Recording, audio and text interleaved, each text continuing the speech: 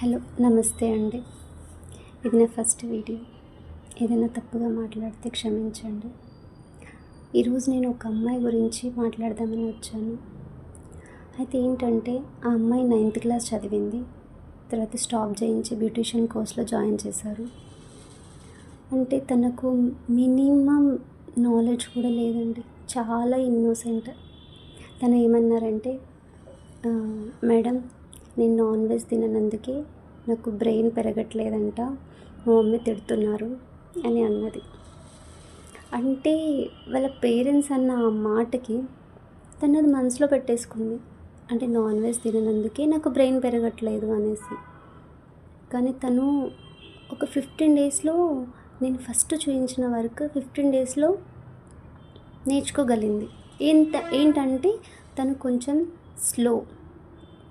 కానీ ఇప్పుడు 9th చదివి అంత చిన్న ఏజ్లో తనని ఒక ఫీల్డ్కి పంపించడం అంటే అది కరెక్ట్ కాదు. ఇప్పుడు వాళ్ళ పేరెంట్స్ ఏంటి, ఇంకొక 1 year పెట్టుకుంటారా ఇంట్లో, ఆ తర్వాత పెళ్ళి చేసేస్తారు.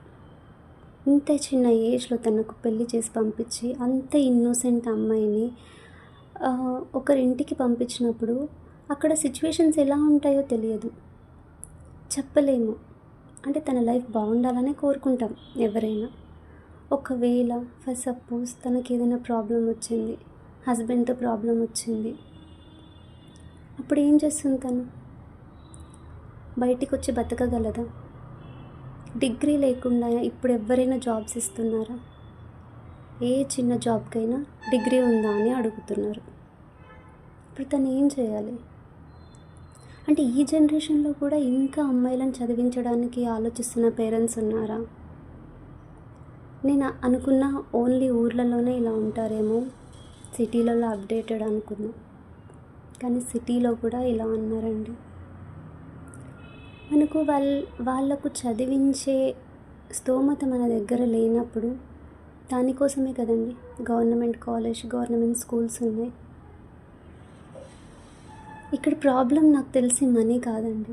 అమ్మాయిలను ఎందుకు చదివించాలి అని అనుకుంటున్నారు. ఒకవేళ అమ్మాయి సిచ్యువేషన్ బాగాలేనప్పుడు బాధపడేది పేరెంట్సే అండి. మీకంటే 100 times మీ కూతురు బాధపడుతుంది. మీరు ఫ్యూచర్ ఎందుకు ఆలోచించట్లేదు? ప్రెజెంట్ ఎందుకు ఆలోచిస్తున్నారు?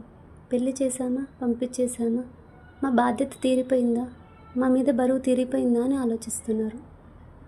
ఇది నేను అందరికీ చెప్పట్లేదండి. కొంతమంది ఇలా ఆలోచించే వాళ్ళకి కొంతమందికే చెప్తున్నాను నేను.